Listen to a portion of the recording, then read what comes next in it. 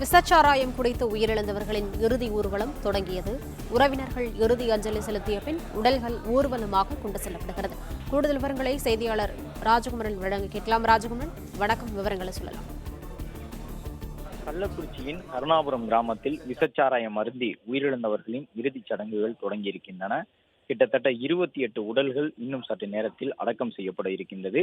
இந்த இறுதிச் சடங்குகளை பொறுத்தவரை மாவட்ட நிர்வாகமே முழுமையாக செலவை ஏற்றுக்கொள்வோம் என்று அறிவிப்பு வெளியிட்டிருந்தார்கள். அதற்கு ஏற்ப அந்த பகுதி அடக்கம் செய்யக்கூடிய இடம் உள்ளாட்சி அமைப்பிற்கு உட்பட்டு பேரூராட்சியாக இருந்தால் பேரூராட்சி, ஊராட்சியாக இருந்தால் ஊராட்சி, நகராட்சியாக இருந்தால் நகராட்சி நிர்வாகம் என்று தாசில்தார் தலைமையிலான குழுவினர் அந்த பகுதிக்குட்பட்ட தாசில்தார் தலைமையில் இந்த இறுதிச் சடங்கு ஏற்பாடுகள் நடைபெற்று வருகின்றன.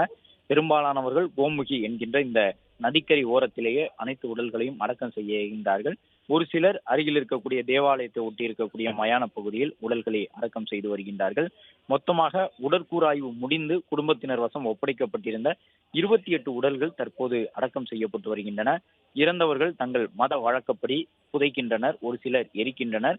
அதிலும் குறிப்பாக கருணாபுரம் கிராமத்தினர் சேர்ந்து எடுத்த முடிவின்படி ஒரே இடத்தில் அனைத்து உடல்களையும் புதைக்கின்றனர். ஒரு சிலர் மட்டும் தேவாலயங்களை ஒட்டி இருக்கக்கூடிய மயானத்திற்கு உட்பட்ட பகுதியில் அந்த உடல்களை அடக்கம் செய்யக்கூடிய காட்சிகளையும் பார்க்கின்றோம். கோமுகி ஆற்றங்கரையில் 21 பேரின் உடல் எரிக்கப்பட இருக்கின்றது. 7 பேருடைய உடல் புதைக்கப்பட இருக்கின்றது. அதே நேரம் தொடர்ந்து சிகிச்சை வழங்கப்பட்டு வருகின்றது. இந்த கள்ளக்குறிச்சி விசச்சாராயத்தால் பாதிக்கப்பட்டவர்கள் சிகிச்சையில் இருக்கின்றார்கள். கிட்டத்தட்ட 150 பேர் சிகிச்சையில் இருக்கின்றார்கள்.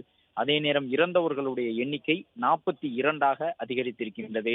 அதன்படி கள்ளக்குறிச்சியில் இருக்கக்கூடிய அரசு மருத்துவக் கல்லூரி மருத்துவமனையில் சிகிச்சை பெறக்கூடியவர்கள் அதிக அளவில் உயிரிழந்திருக்கின்றார்கள். 25 பேர் உயிரிழந்திருக்கின்றார்கள். அது மட்டுமல்லாமல் சேலம் அரசு மருத்துவக் கல்லூரி மருத்துவமனையில் அனுமதிக்கப்பட்ட நபர்களில் 10 பேர் உயிரிழந்திருந்தார்கள். சேலம், கள்ளக்குறிச்சி ஆகிய இடங்களிலேயே மட்டுமே கிட்டத்தட்ட 34 பேர் உயிரிழந்திருந்த நிலையில் மேலும் பாண்டிச்சேரி ஜிப்மர், விழுப்புரம் மருத்துவக் கல்லூரி மருத்துவமனை ஆகியவற்றிலும் உயிரிழப்புகள் ஏற்பட்டிருந்தன.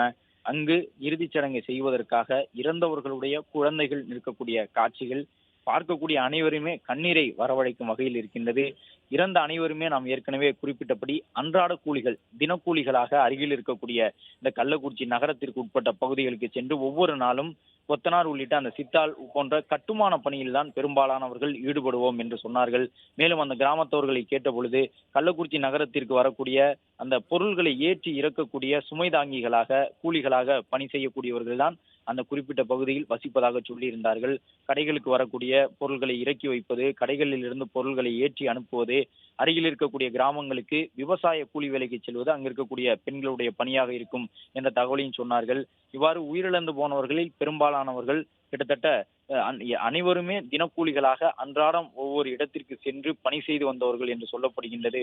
ஒரு துக்க நிகழ்வில் அமர்ந்து இந்த விசச்சாராயத்தின் தன்மை தெரியாமல் அருந்தியதன் காரணமாக மொத்தமாக அவர்கள் உயிரிழந்திருக்கின்றார்கள். கிட்டத்தட்ட ஒரே கிராமத்தில் 35க்கும் மேற்பட்டவர்கள் இறந்திருக்கின்றார்கள் எனும் பொழுது அந்த கிராமமே அந்த இறப்பின் வழியிலிருந்து மீண்டு வர முடியாமல் 2 நாட்களாக சிக்கி தவிக்கக்கூடிய காட்சிகளை பார்க்க முடிகின்றது. அதே நேரம் இறந்த அனைவருக்குமே குழந்தைகள் இருக்கின்றார்கள். காலையில் ஒரு சில செய்திகளை பதிவு செய்திருந்தோம். பெற்றோர் 2 பேருமே இறந்திருக்கின்றார்கள். அப்பாவும் இறந்திருக்கின்றார், அம்மாவும் இறக்கின்றார். 3 பெண் குழந்தைகள் அவர்களுக்கு இருக்கின்றன.